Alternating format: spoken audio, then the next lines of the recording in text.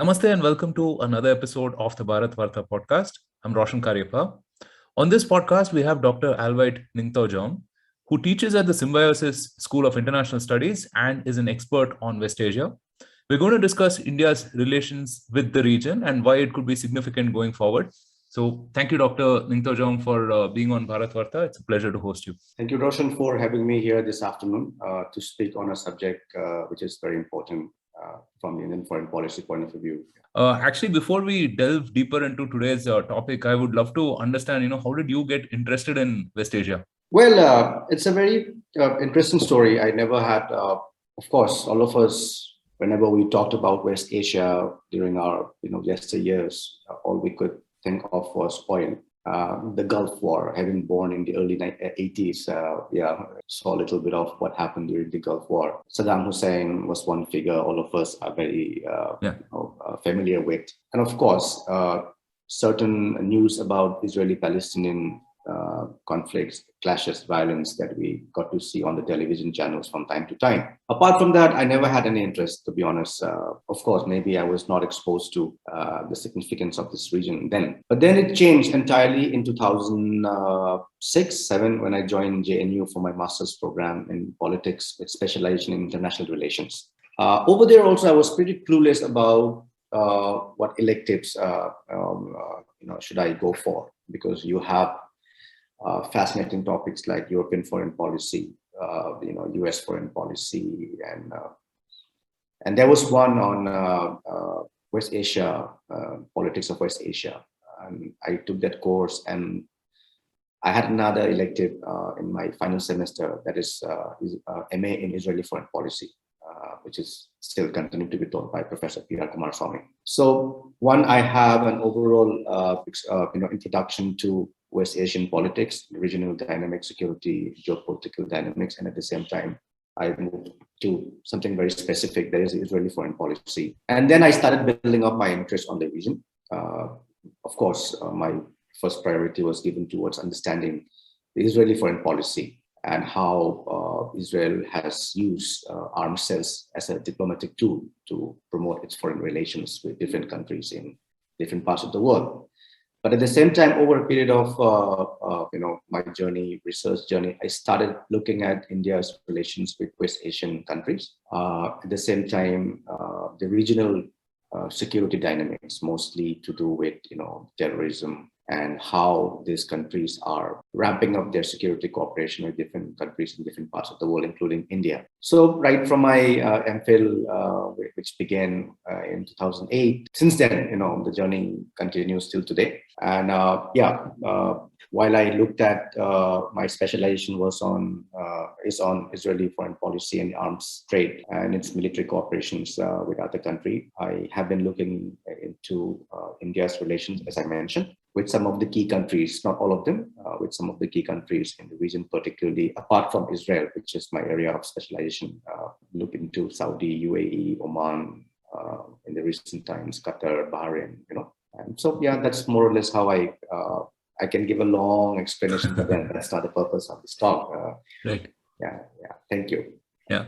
No, I think, for most of us, when we speak of West Asia or, as we know it as the Arab world or the Middle East, we think of course, the Gulf War, we think of the Israel-Palestine conflict and so on and so forth, right? But could you give us a sense of, how these countries are perhaps similar and how they vary? Yeah, it's a very interesting, region, because if you talk about West Asia, it's a huge expanse territorially. It's a geographical region that has been of great importance in history since ancient times. And of course, it is strategically located. It is a natural land bridge connecting the continents of Asia, Africa, and Europe. And now you have seen almost all the major powers from both the hemispheres, wanting to get closer to the region so that they have an easy access to our part of the world, Asia, and down south of the Middle East or West Asia, that is African continent. And that has also, given the connectivity towards the Mediterranean or the European region. So it was, the West Asian region was also the site of the world's earliest civilizations and birthplace of three great religions, Judaism, Christianity, Islam. And of course, it is considered as the cradle of civilizations. as the civilizations flourished due to presence of very important rivers like Nile, Tigris, Euphrates, and in Yemen also. So, but in terms of similarities and dissimilarities, you can see that quite well, very prominently in terms of how some of them are faring very well economically, in terms of stability as well, and how some of them continue to remain very problematic or very sensitive. Say, for instance, countries like Yemen, you look at it, countries like Syria, and Iraq has been juggling between that, good and bad and whatever you can think of. So in terms of the political economy of the region also, it is pretty, I would say, it doesn't have a very uniform pattern. You would see some of the monarchical regimes, particularly the Gulf countries, faring very well economically as compared to some of the countries in the hinterland like Iraq or Syria or Lebanon, for that matter, which is, of course, you must be following what's happening in Lebanon. It's pretty in a bad shape economically, security, politically. So there is this very unfair distribution in terms of economy also. You could see Yemen doing very bad, very poorly because of the civil war. And on the other side, you have UAE just in the neighborhood, one of the largest GDPs in the world. So you could see a variation of, different characteristics. It would be, again, I would not be able to do justice in a few minutes to give the similarities and dissimilarities. At times, it's very, saddening to see countries like Iraq with large endowment of natural resources, having to see lots of violence and destructions. And particularly look at countries like Lebanon, on the Levant, on the eastern part of the western part of West Asia, or in the Mediterranean. With that kind of strategic location, it could have done wonders in terms of its connectivity with other parts of the world. But the internal political dynamics is so poor that it has not been able to harness the actual potential of the country's strategic location. So just to sum up, it would be, I would say that, the dissimilarities and similarities of these countries are huge, while you can see a bit of a similarity in the pattern with the Gulf countries that are doing fairly well as compared to others. And you have very interesting countries like Israel on the other side, very advanced economically, technologically, militarily. So that's more or less a little bit about similarities. So a couple of the fault lines in this part of the world is the Saudi and Iran, or the Sunni Shia sort of a conflict, and the other is the Israel-Palestine conflict, which we talked about earlier, right? So could you give us a sense of how the countries are sort of split around these fault lines? Yes, that's something a concern, in the sense if that is to continue in that pattern for a foreseeable future, it could always give the stability in question, or uncertainty. There would always be uncertainty about the stability aspect of West Asia. The more we have this sectarian-based, sectarianism or sectarian divide between, on the one side you have Saudi-led countries, or at least perceived to be led by Saudi. You have some countries like UAE, Bahrain, now teaming up with countries like Israel. On the other side, you have Iran, which is closely working with countries like Syria, Lebanon, and also started to have some influence inside Iraq in terms of political as well as security dynamics. So, but then, very interestingly, at this juncture, while we are discussing this right now, there are certain steps that have been made by countries like UAE, Saudi Arabia, to paper over the differences between they have with the Iranians. If somebody, of course, I'm sure many who would be following this podcast would be able to tell that in the last few months' time, there have been some serious discussions going on between UAE and the Iranian officials, and at the same time, signals are coming out from Saudi Arabia in terms of their willingness to streamline the differences that have been existing between Saudi and Iranians, or particularly Saudi and Iranians, particularly following the execution of a Shiite cleric in January 2016. The diplomatic relations dived in nosedive, and at the same time with UAE was part of the Saudi-led group that kind of imposed a blockade on Qatar in 2017. So all these factors had resulted in the widening of these gaps between these countries. And of course, you could see it from the prism of like sectarian divide. You could see it from the prism of geopolitical competition. You can also see it from the angle of Iran as a factor, which keeps the region really bifurcated, divided rather. But certain signals are coming out, and that if that is going to be a very sustainable or a very durable sort of, or if it's going to result in a positive eventuality in terms of bridging the gaps, and we could expect some sort of a stability in the region. Stability in the sense that for now, of course, like apart from certain skirmishes like that we get to see in the maritime domain in terms of the attacks on the oil tankers, or the Houthis from Yemen firing rockets into UAE and Saudi Arabia, which are lastly seen to be as the handiwork of the Iranians. If there is a consensus on both the sides, that is on both the parties, to cool down the tension or the temperature, it works well for us, for India, it works well for the region, and of course for the international community. So before we progress towards India's relations with these countries, right, this part has always been attractive to world powers, right? I mean, we saw for instance, in World War One, the British and the French made it a part of their policy, and then you had the Gulf being a key part of American foreign policy with oil interests and so on. And today, you see China, for example, making moves with the Belt and Road Initiative and so on and so forth, right? How has that affected the dynamics of the region? If you're talking about, the region, you rightly pointed out about the political security dynamics that existed during the Cold War period. It was not undoubtedly a large battlefield for both the blocs, the USSR-led bloc and the American-led bloc, capitalism and communism, trying to garner support from all the possible parties in the region to support their whatever ideological fight against one another. There you could see again that was also partially one of the reasons why Indian government and some of the governments in West Asia did not have a very close political ties for a pretty long period of time because of the Cold War factor. But right now, from the early 70s onwards, if you see, to take back a little bit to the early 70s onwards, the US has kind of replaced as one of the strongest or most important extra-regional players in the region.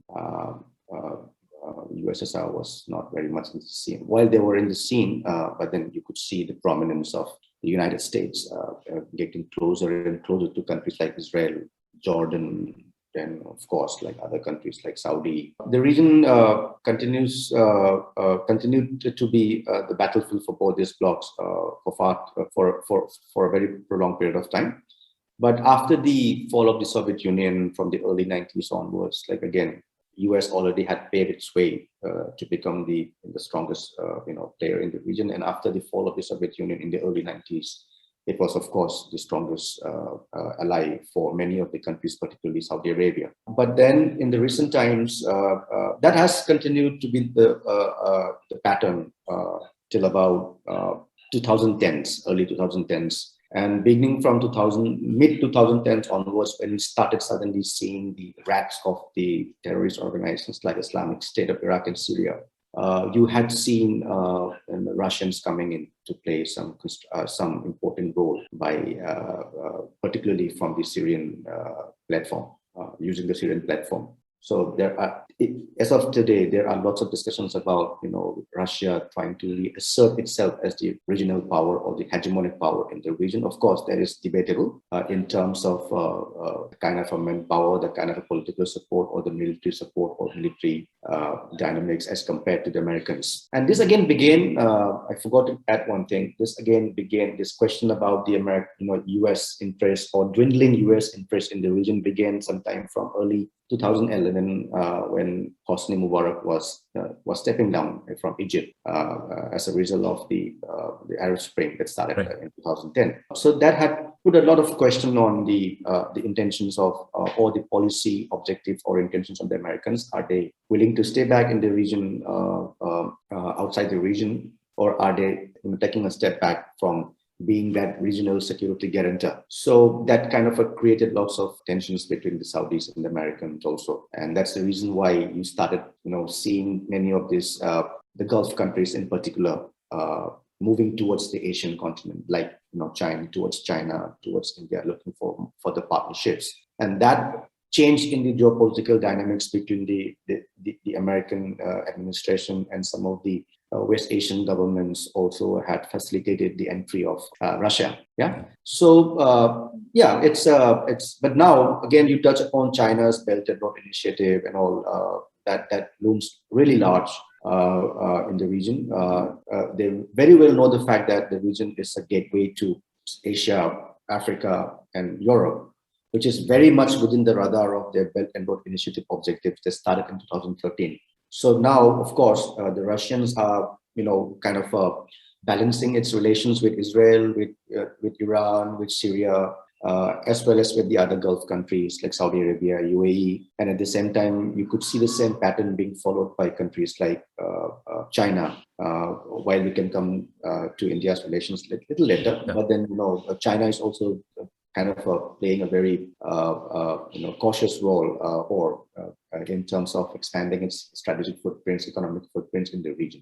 So coming to India's relations with West Asia, right? Most of us are aware that, we're dependent on the region for our energy needs, and also that a significant number of our people work in those countries, right? UAE and so on. But could you talk to us about, how West Asia is strategically important for India? Oh, yes, importance can be, Russian importance can be described from various angles. Again, the introductory remark that I've given about, the ancient significance, the historical significance of the region, the gateway to all the three continents could also be applied to us.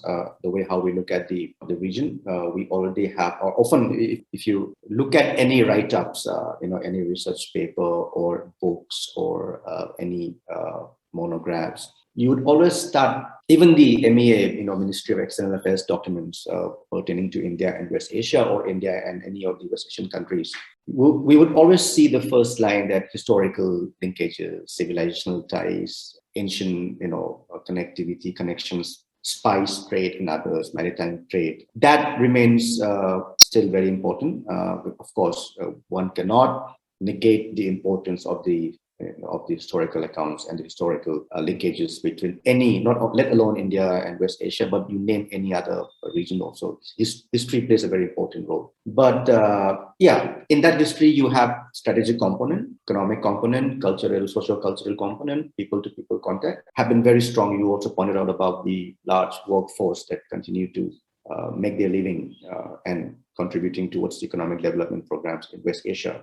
That remains very, very strong binding factor, or rather a binding force between India and West Asian countries. But in terms of, again, if you talk about significance and importance, it's very visible, the kind of importance given by the Indian government right now. Not to say that the previous governments didn't do much about it. We have had, of course, every government has their own policies to look at it. But then the visibility that we have begun to see in terms of our political connection, political ties at the top level, top leadership, became very prominent, very significant since 2014.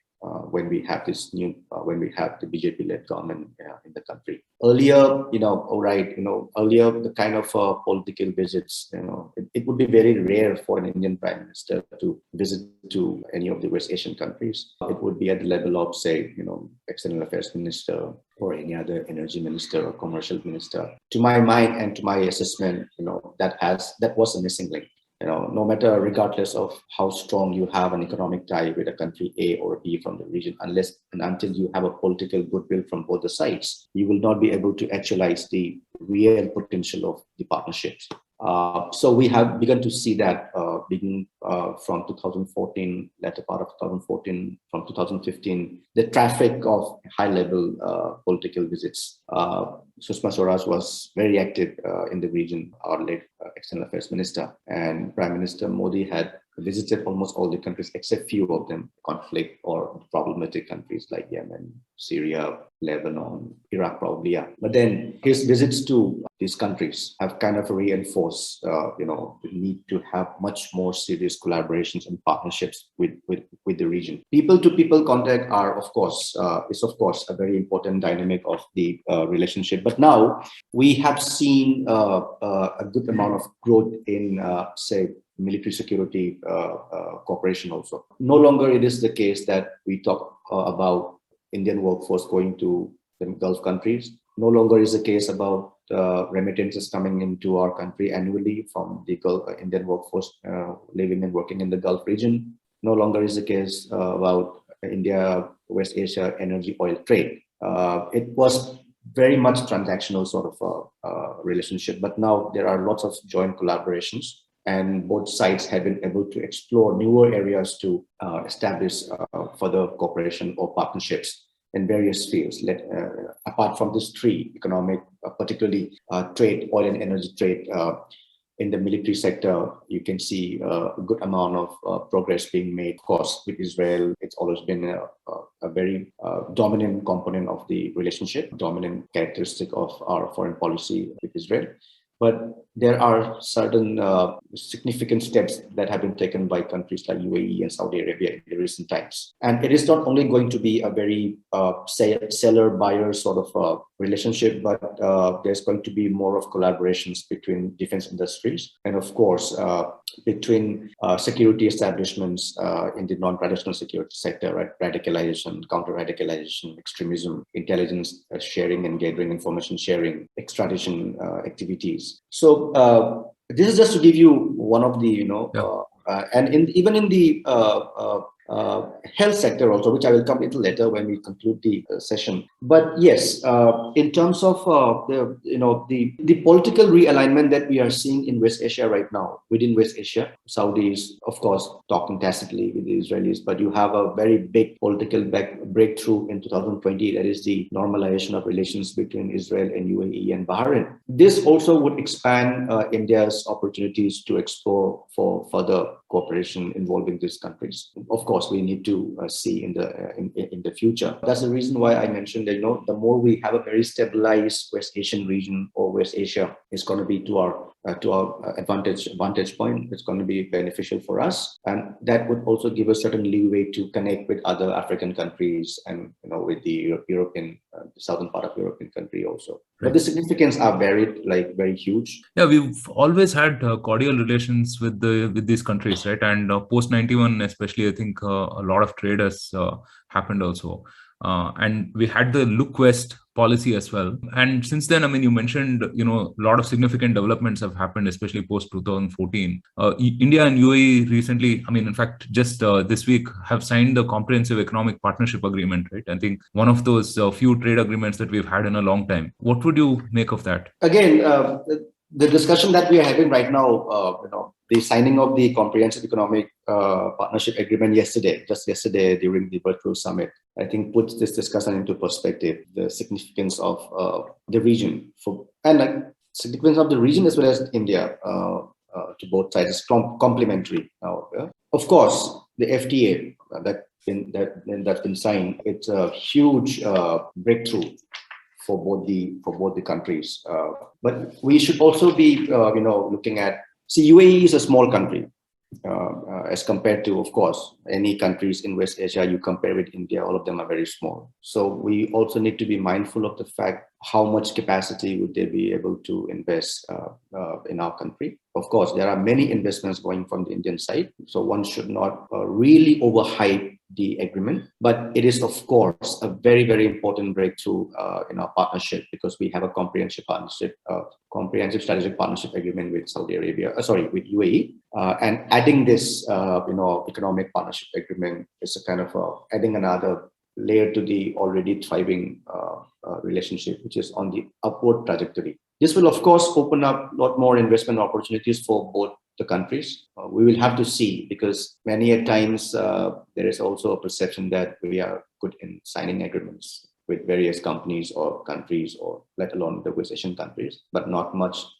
results are seen on the ground. But then, to me, the juncture at which both these countries have signed this agreement is very important. While we are working unrelentingly towards improving our economic modernization programs, economic stability, economic security, at the same time, UAE also having a similar approach. Not only with the UAE, but if you see the larger oil exporting countries in the region, in West Asia, they are moving towards non-oil energy, non-oil revenue sector, economic revenue sector, because of the fast depletion of this non-renewable sources of energy, right, which of course is a big source of revenue for almost all these countries in the region. So if you take any of these countries, let alone let alone UAE, if you take any of these regional countries, they have their own vision programs, like economic programs, socio-economic reform program.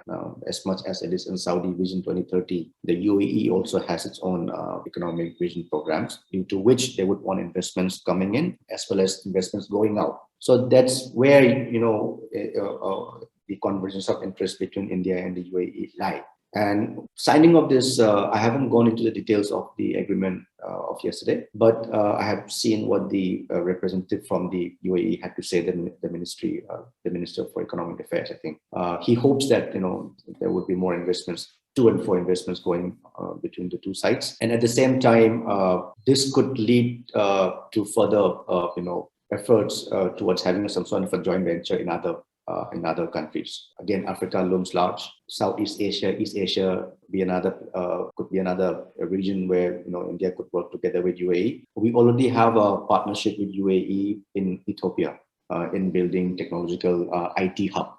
So which is, of course, has its own strategic incentives as well as economic incentives. Similar approaches could be not only about investing in one another, but also investing in joint investments in a third country. That would put our efforts towards having this multilateral or unilateral, we talk about nowadays, plurilateralism efforts into perspective. So one needs to see how much of this agreement that's been signed would be utilized effectively and visible on the ground. Right.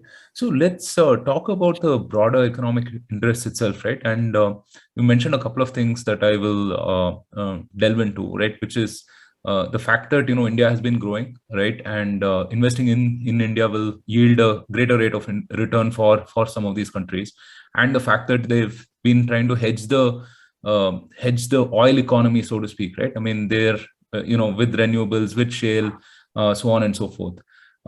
So in that lens, right, I mean, when we look at infrastructure projects such as the North-South corridor and so on, right? So what are the potential benefits of doing business in this region for the West Asian countries? Well, the potential, looms large.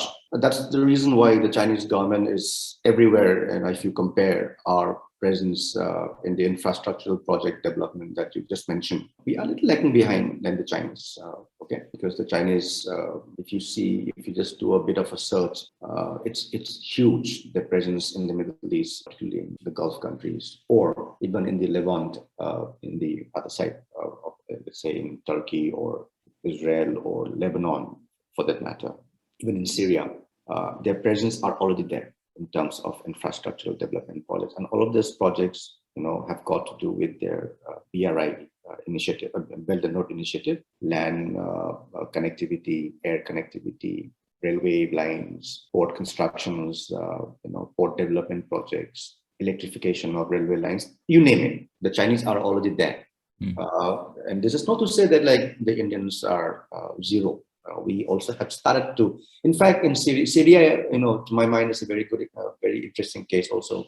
Before the country was shattered by the civil war, the unrest, we have quite a bit of our presence in the electricity, field, power grid field. That is one thing, which we could revive. In fact, in 2018, when during Damascus Fair, there was a good Indian presence for both private-owned and public-owned companies. Of course, the Chinese were also there in big numbers.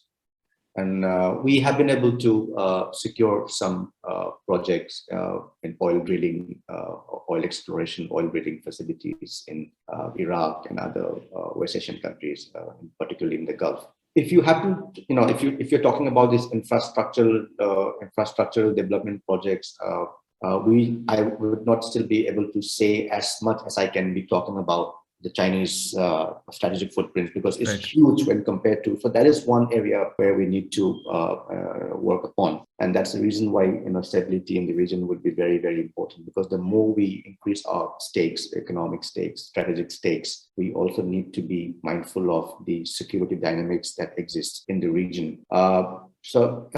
The involvement of Indian oil companies in Israeli drilling and exploration and drilling in the northern part of Israel is a very significant development. I also wrote a piece recently on this energy dynamics of India-Israel relationship. But then, we have our own presence in terms of drilling and exploration in the energy field. That is, of course, in the crude oil and the other sector. But more needs to be done in this sector, in infrastructural projects. So on our last podcast with Rashmini Koparkar ji, we spoke about the Central Asian republics and how they are important for us as a connecting route to Europe. And so West Asia plays a key role for us in our relations there as well, right? So could you describe that also in further detail? Yeah, see, Rashmini, my former colleague at Vivekananda International Foundation, and also my friend from JNU, she's spoken on that. The importance of Central Asia are similar, I think. Coincidentally, I would say that the emphasis being given towards both this region, Central Asia and West Asia, I think happened at the same time, around the same time when the government came in 2014. The importance of Central Asia, I'm not a watcher of Central Asia, but the region is a resource-rich region, which is very, very important for us, for our energy security, for our economic development programs and activities and growth programs. But at the same time, the security dynamics of the region holds importance for us. I would say that it would be kind of both the security, the dynamics of both the regions would have some sort of an impact indirectly or directly on one another. That is why we would again want to see a very stabilized Central Asia as well as a very stabilized, peaceful West Asia. And in terms of our, again, the point that you talked about, connectivity and infrastructural projects and others, economic cooperation, the Chabahar Port project, INSTC, the projects, the connectivity projects would give us lots of leeway to our initiatives to expand our economic and strategic footprints in Central Asian region. For that, we need to, in the first and foremost, we need to build up the trust between us and the Iranians. If you look at the India-Iran relationship in the last few years, it's been a little uneven. And it has always been uneven. I would not say that it has been very successful or very effective. We have our own shares of ups and downs with the Iranians. If the more we try to have, or the more we try to bridge that trust deficit between the two sides, but then the present government has been making some efforts again. That was very visible last year also, in terms of our foreign ministers reach out to the Iranians and they reach out to us. There are certain seriousness about bettering the relationship than how it is right now, and that would give us quite a bit of advantage to connect with Central Asia through trade and other connectivity projects. And of course, if you look at the recent phenomenon, what is happening right now, or the existing phenomenon, what is happening right now in Afghanistan, security coordination, intelligence sharing, information sharing, coordination are going to be one visible trademark in our relations, not only with the West Asian countries, but also with the Central Asian countries. So the security dialogue, the National Security Advisor Ajit Doval had with the Central Asian counterparts in latter part of November last year was very timely and very significant because we need to have a very strong coordination between the security establishments of these countries in order to have a very nuanced understanding of what's happening inside Afghanistan, given the commonalities of borders between Afghanistan and the Central Asian countries. The close proximity between countries like Iran and Afghanistan and Pakistan, for that matter. So we need to have a very robust security cooperation, not only in the traditional senses, but also in areas like cybersecurity.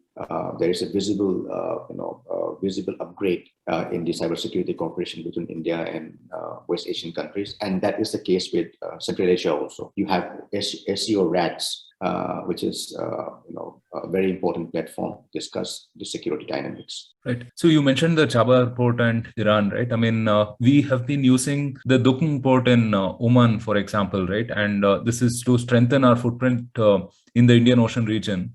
So from a defense and a military perspective, could you describe a little more of the strategic significance of this region for us? Roshan, Oman, for that matter, has been the strongest defense partner for India for the last many years. And it's a beautiful relationship, the kind of equations being shared by, you name it, in the political realm or in the economic realm, people-to-people contact. The earlier king, Sultan Qaboos, who expired, he had a very, very great fondness for India.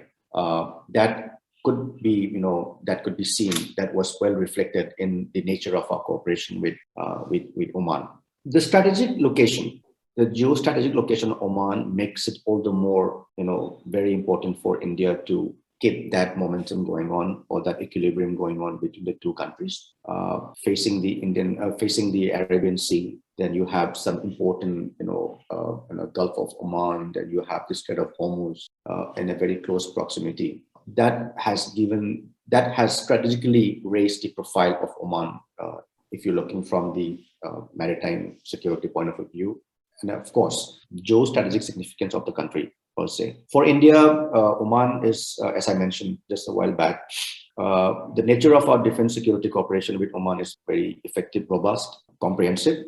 Not only mere exchange of military officials or cadets going and coming. The frequency of the military exercises in the maritime domain also talks about the significance of military security cooperation with Oman. And the Oman's naval chief was in Delhi just a few days ago. So that talked about enhancing defense cooperation in the maritime domain. But at the same time, they are also discussing the possibility of having some defense industrial cooperation, which is very timely for us right now because we are looking towards exporting our defense products to different countries. Oman was one. Oman was probably the earliest countries that received INSAS from us some years ago. And then they have their own technical issues and other aspects which stymied the level of the trade. But as we are augmenting our own industrial units and also looking forward towards exporting certain items, Oman looms very large. And it would not be, again, because we are giving lots of emphasis on self-indigenization, Atmanirbhar Bharat project, Make in India project. So we would be looking towards more of partnerships in developing and manufacturing certain military items or in other realms as well. So Oman is, from the defense angle, the maritime is very important. It's a very important country for us. If you look at the traditional nature of cooperation, it's very significant. And it could be of having a very good access to the agreement signed in 2018 February, I think, with Oman with regard to Duqm port access. That is a very important landmark agreement for us. That would, in times of crisis, also, we would be having certain accessibility, having an accessibility to access to Duqm port would lessen some of our, maneuverability with regard to, say, evacuation process or any other surveillance can be, improved. Because the region, the maritime security dynamics in West Asia, particularly in the Strait of Hormuz region or in the Red Sea area, are a little concerning. Mm-hmm. So if we have some presence over there, we have seen hardships during evacuations in the early 90s during the first Gulf War. We had seen lots of efforts being made towards evacuation process in 2015 from Yemen, Libya.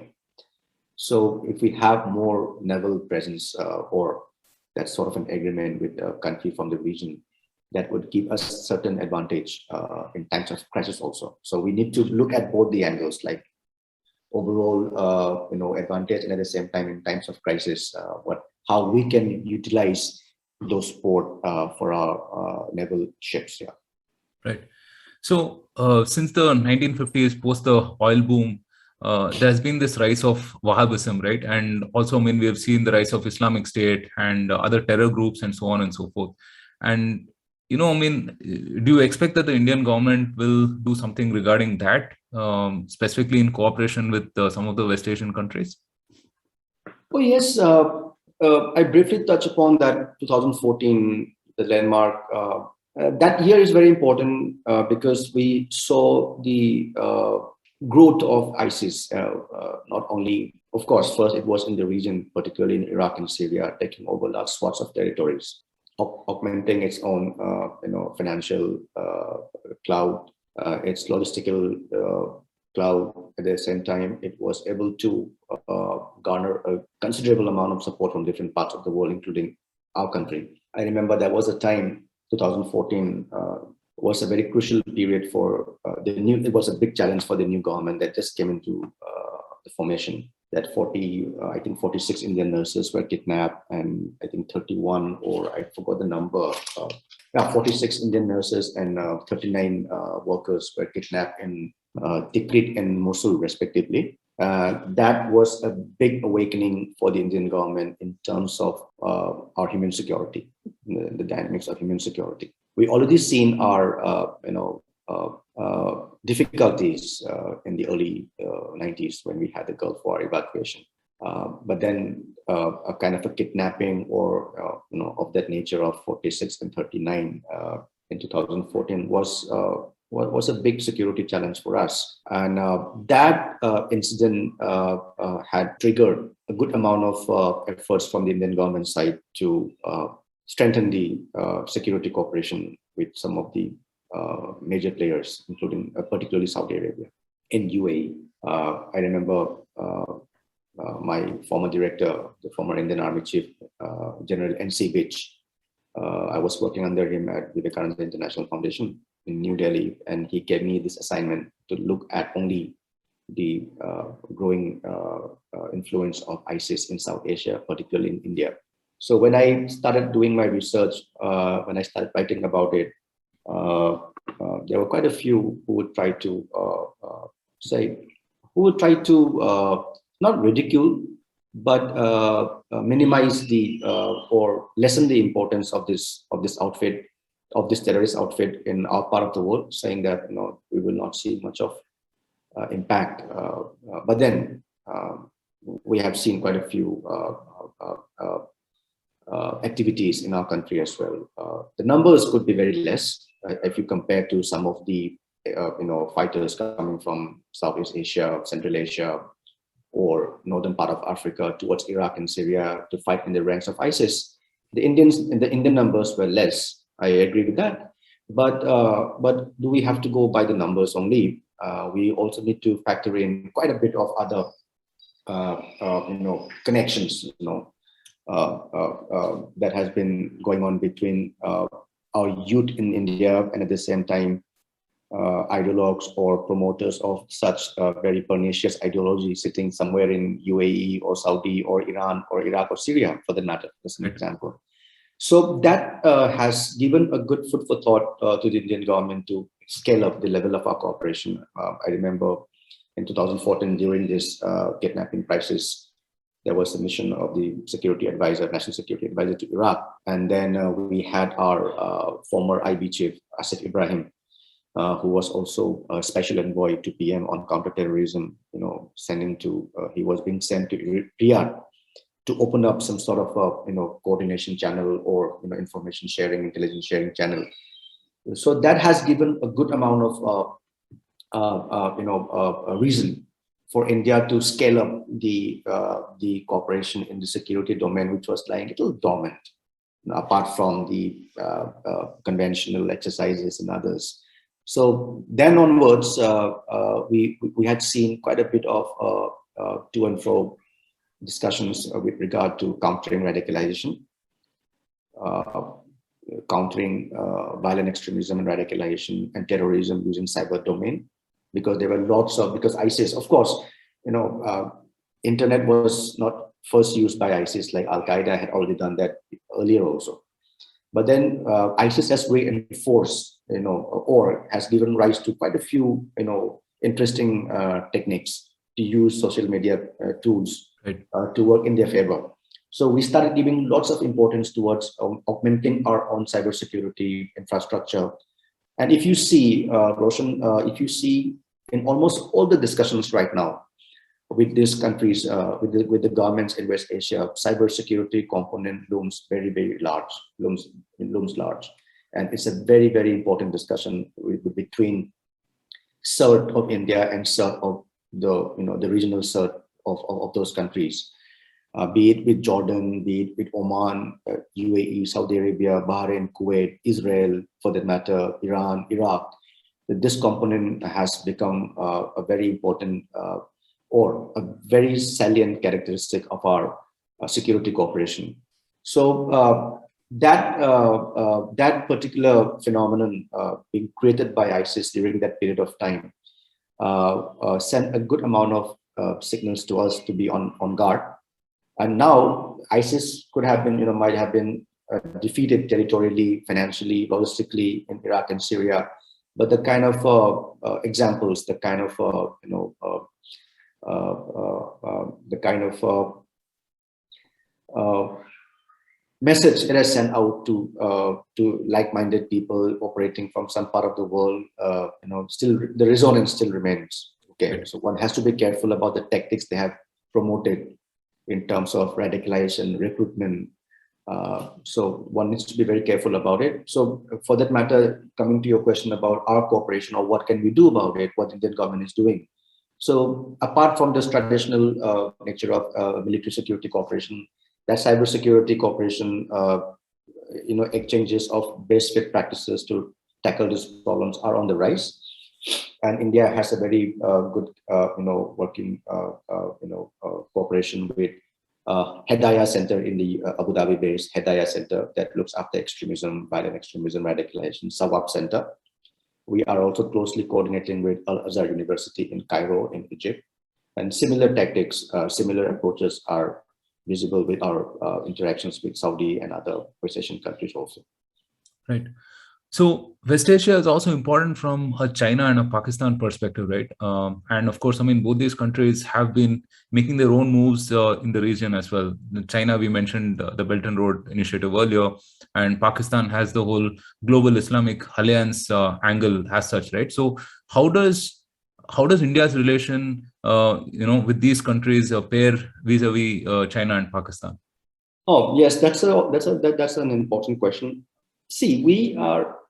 If you look at the current or the emerging dynamics, the political dynamics in West Asia, as I mentioned in my introductory remark, the relationship was not attaining that real potential or not reaching that real potential because of certain regional factors, internal factors, international factors, and Cold War was one of them, wherein you can bring in the Chinese factor, the Pakistani factor also. For some years, some decades, I would say, Pakistan was one important factor to keep India and West Asia a little bit away from one another. But then, if you see in the recent years, that trend is fast changing. Okay, so you have more to gain by aligning with countries like India, which is doing economically, technologically, politically well, and in terms of stability also, than to be only formulating your India policy by looking at our relationship, in the sense the West Asian countries, our relationship with Pakistan.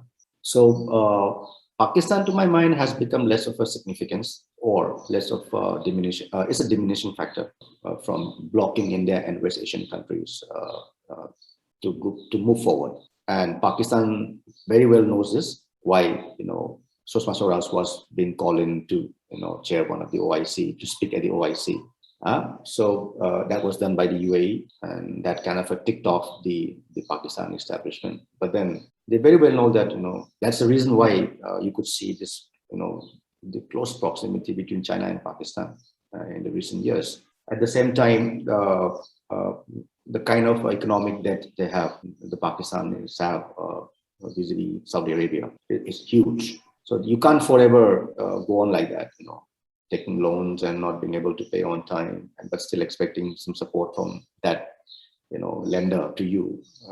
But then to my mind, Saudis, say, for example, Saudis, UAE, or any of the countries, they have more to gain by aligning with India than to criticize India openly in all the aspects. That's not going to be the case. See, from time to time, you might have some statements coming out which is not being in favor of our country, and the government would, reprimand or, calling the ambassador for explanation. Yeah, I think there were a few statements said against the CAA, for example, right? Yes, but that's not going to. That purely ideological driven component of the foreign policy is kind of a diminishing. Okay, it's all about real politics in the real sense now.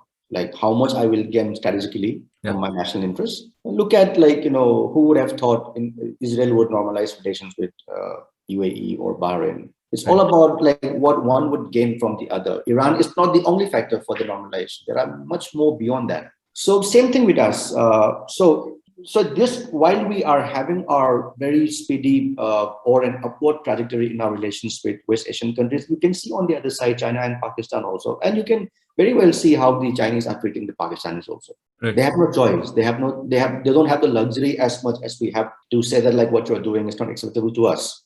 And they will stop all the funding, military funding, assistance, economic funding, and assistance, and whatnot. But then certain countries cannot do that with us because we are rising, in terms of our profile, economic profile, military security, political profile. Yeah, and I think the point that you mentioned is so important because even with the Article 370 that happened, right? I mean, I don't think any of the countries said anything, much to Pakistan's, protest. That's something the Pakistanis could not digest. Yeah. Okay, and how would they use it? They would use it by getting closer to the Chinese or pricking the Indian population. Fringe elements, I would say, they could influence. But then, Roshan, I think all of them are, as long as there are no physical harms or any such activity, diplomatic or political activity that could derail or that could puncture the trust level between us. I don't think we would regard those. Of course, we would be sending out our displeasure. And we also have reached that, confidence to say to you that, this is not acceptable to us, and you need to think over it. So I think we have reached that kind of may not be in the absolute sense, but then the comfort of telling the other partner that this is our internal affair, this is our internal affairs. You may not. So that I think that would be the pattern which we will see for a foreseeable future. It's all about, unless and until tomorrow you have a purely ideologically driven foreign policy initiatives from all the sides, like something left and right, and not being able to find some convergence. But then I don't see that happening anytime soon. So one of the things we've noticed post-COVID is a lot of multilateral alliances being formed, right, with Quad and so on and so forth. In that realm of alliances and possibilities, what do you think an India, USA, Israel, UAE, Quad kind of an alliance can achieve tangibly? Right. That's again another very hot topic which is going on, which has been going on ever since our foreign minister visited Israel, and they have this West Asia Quad Summit, virtual summit involving the American leader, UAE, and Israeli leader. You're right. Health is going to be the discussion that we had briefly last night. Health is going to be one area. Healthcare and medical and healthcare is going to be one area which is going to be given due importance. We already have our mechanisms, like official institutional agreements have already been signed by India. I remember Jordan, Israel, Saudi Arabia, UAE. I think even Kuwait also, or all of them have their own framework, official framework, MOUs being signed to work together towards bettering the human security, health facilities, medical facilities. This is going to, of course, COVID has reinforced the need to have a very robust partnerships between the regional countries, international players, and of course within the region or within a country also. And this merger of normalization of relations between Israel, UAE, Bahrain, and now you have this, within quotes, the West Asia Quad, mini Quad. It should open up a lot more avenues for multilateral or trilateral cooperation. We already see, we already have an existing coordination in place between Israel, UAE, and India in the renewable energy sector that began sometime last year. I think May, if I'm not wrong, May, in the month of May or something. There's some agreement being signed. And now, apart from this, Roshan, healthcare sector, technological realm is another field. Technology is another field or realm where you can see certain forward movements involving all these countries. When you talk about technology, it can be in the field of defense and security. It can be in the field of climate. It can be in the field of energy. So there is growing emphasis being given by all the countries: India, Israel, UAE, Saudi, Bahrain. If you're talking about this Abrahamic Accord, and including India's, prospects and challenges, opportunities. Renewable energy sector is one, which is going to be where we can see some sort of development. All these countries are giving certain very significant attention towards generating solar-based energy. Israel has its own objectives to reach by 2030 some megawatt, as much as the Indian Prime Minister keeps talking about going back to or relying more on renewable sources of energy for ourselves. Bahrain has shown some interest towards that to collaborate with India, and of course UAE. I just read the news bite yesterday that energy sector was one that has been given a push from the economic partnership. Apart from the trade, the conventional trade, energy was one area, and clean energy, green energy. So you would expect to see some trilateral or quadrilateral coordination between these countries in these sectors. Economic is one, it looms large. Economic is very much there. There's also space research and stuff, right? Oh yes. That's a very important dimension now. Again, I wrote another piece in 2020 during the pandemic, 2019, I think, about the potential of the space cooperation between India and the Middle Eastern countries or West Asian countries. Saudi, for one, is doing lots. They have created Saudi Space Agency in 2018 December. UAE has its USR Space Agency, and all of you, I think, are aware of this probe Mars and others, sending an astronaut from NASA. So they are looking for more collaborations. In that field, the Chinese are making some headway inside Saudi Arabia also in terms of joint launching of satellites and collaborations. Again, we have our own framework, official institutional framework being signed between ISRO and some of these space agencies of the respective West Asian countries. That area needs to be, given a lot more push. There should be more visibility.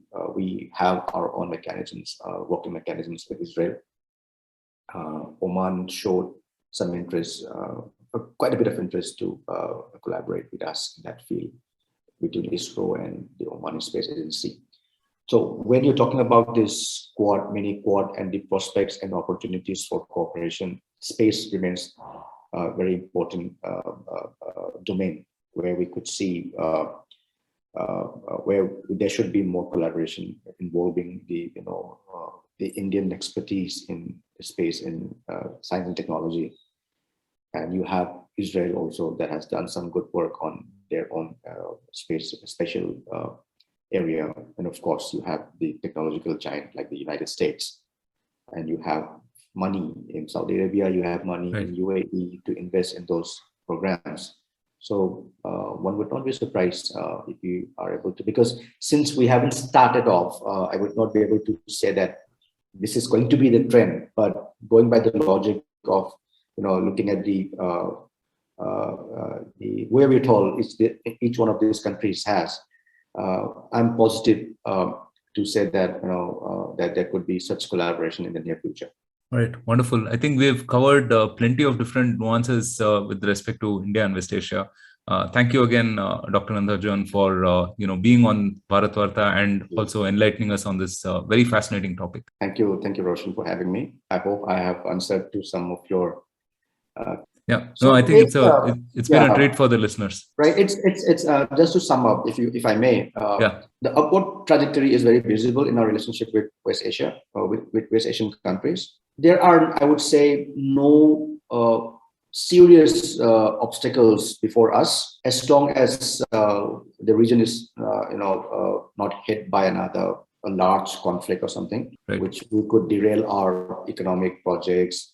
Our human security could be at stake, and at the same time, their investments coming to us would be, derailed and distorted. There would be challenges. No relations isn't devoid of any challenges. There would be challenges from time to time. But given the nature, the existing nature of the relationship, and the kind of the meat that we have in this relationship is so strong, and so the substance, I would say. So it's again it remains up to the now talking about India, remains up to the Indian government to execute those agreements being signed and make it visible on the ground. Because otherwise, tomorrow there could be questions about where is the result, where are the results of this agreement or that agreement or the MOU being signed.